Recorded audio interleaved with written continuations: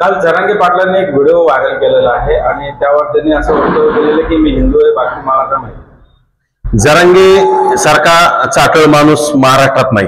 खरं तर जरांगेला आता हिंदू कळालं। ज्यावेळेस नोमानी बोकांडीवर घेतले होते त्यावेळेस जरांगेचं हिंदुत्व कुठं गेलं होतं? जरांगेला काय माहिती? जरांगे कधी कोणत्या मंदिरात गेलाय का? कोणाला काय बोलायचे जरांगेला? म्हणजे जरांगेचा सध्या खरं तर मेंदू सडलेला आहे। जरांगेच्या गॅलेक्सी हॉस्पिटलमध्ये ऍडमिट आहे ना, त्याच्याऐवजी त्याला आता बाराळीच्या मेंटल हॉस्पिटलमध्ये ऍडमिट करण्याची तात्काळ गरज आहे।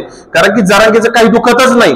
त्याची इथं टीआरपी राहिली नाही, जरांगेच्या मागे कोणी राहिलं नाही। आंतरवाली सराटीत प्रेसवाले सुद्धा, मीडियावाले सुद्धा त्याला विचारायला ढुंकवायला सुद्धा जात नाहीत। त्यामुळं जरांगे आता काय करतो, हॉस्पिटलमध्ये जाऊन वाकडा तिकडा पडतो, त्याच्या अंगावर एक ब्लँकेट घ्यायचं आणि तिथे जाऊन प्रेस घेण्याचं काम जरांगेचं काम सुरू आहे। जरांगेचं काही राहिलं नाही। त्यामुळे जरांगेचं आता काहीतरी कुठतरी पुन्हा वाद वाढवण्याचे, ड्रेस करण्याचे प्रयत्न सुरू आहेत। परंतु सर्व मराठा समाज असेल, ओबीसी, दलित, मुस्लिम सर्व समाजाला माझी कळकळीची विनंती, जरांगे सारख्या पागल माणसाच्या नादी आता कोणी लागलं नाही पाहिजे अशी माझी विनंती। व्हिडिओ व्हायरल होतोय त्याबद्दल आपलं काय म्हणणं? एकतर तो व्हिडिओ माझ्या मते महाशिवरात्रीच्या दिवशीचा नाही। तो व्हिडिओ अगदी 2-2.5 महिन्यापूर्वीचा आहे। महाशिवरात्रीच्या दिवशीचा व्हिडिओ असता तर तिथं गर्दी दिसली असती, तुम्हाला काही गर्दी नाही। आणि दुसरी गोष्ट, जो कैलास बोराडेचा व्हिडिओ आहे ना, तो तर कैलास बोराडे हा महादेवाचा निश्चिम भक्त आहे। कैलास बोराडे अगदी म्हणजे महादेवाला कायम त्याच्या बोलण्यातून त्याला डाग देताना सुद्धा महादेवा महादेवा म्हणून त्याचा उच्चार करत होता। महादेवाच्या नंदीला त्यांनी कवटाळलेला आहे। पण जरांगेला कुठं अक्कल आहे? जरांगेच्या मी तर म्हणतो जरांगे कधी मंदिरातच गेलेला नाही। जरांगेला मंदिर माहिती, बार ढाबे हे जरांगेला शहागडच्या आसपासचे सगळं तेवढंच माहिती।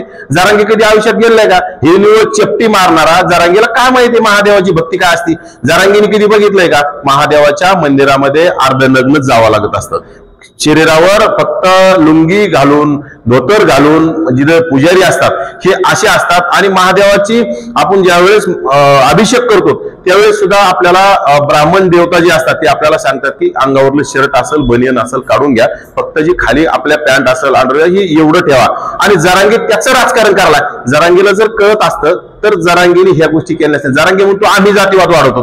जरांगे काय करायला लागला म्हणजे आरोपींना पाठीशी घालायचं। खरं तर जरांगेचं आणि नवनाथ दौडच्या बोलण्याची सीडीआर तपासण्याची मी मागणी केली। ते गृह विभागाने तात्काळ त्याची सीडीआर तपासली पाहिजे। जरांगेचं नवनाथ दौडचा मोठा संबंध आहे, ह्या माझा जरांगेवर आज सुद्धा आरोप आहे। याला जरांगेच्या तात्काळ मुसक्या आवडल्या पाहिजे। जरांगे नवनाथ दौडचा आका आहे, म्हणजे त्या मारणाऱ्या म्हणजे कैलास बोराडेंना मारणाऱ्या भागवत दौडचा आका नवनाथ दौड, आणि नवनाथ दौडचा आका मनोज जरांगे। त्यामुळे जरांगेच्या मुसक्या आवडल्या पाहिजे। खरं तर जरांगेच्या सीडीआर तपास आहे म्हणून जरांगे कुठेतरी नौटंकी करण्याचं जरांगेचं काम सुरू आहे। त्या याच्यामध्ये कुठलाही काही संबंध नाही।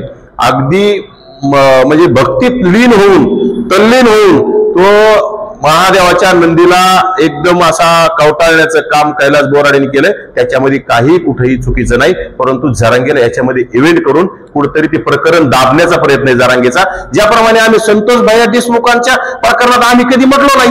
आम्ही ज्या वेळी संतोष भैयांचे आम्हाला प्रश्न विचारतात ते आम्ही सांगायचे किंवा जे कोणी आरोपी असतील, जे कोणी नराधम असतील यांना तात्काळ अटक झाली पाहिजे, फाशी झाली पाहिजे।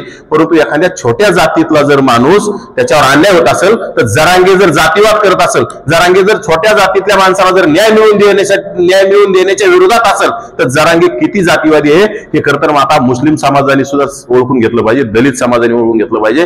कारण की आता कट्टर हिंदू म्हणायला लागला, त्यावेळेस नोमानी बोकांडीवर घेतले, त्यावेळेस राजरत्न बोकांडीवर घेतले, म्हणजे येणाऱ्या काळात तो दलित समाजाला सुद्धा बाजूला ढकलण्याचं काम करेल। हा नौटंकी त्याचा विषय संपलेला आहे।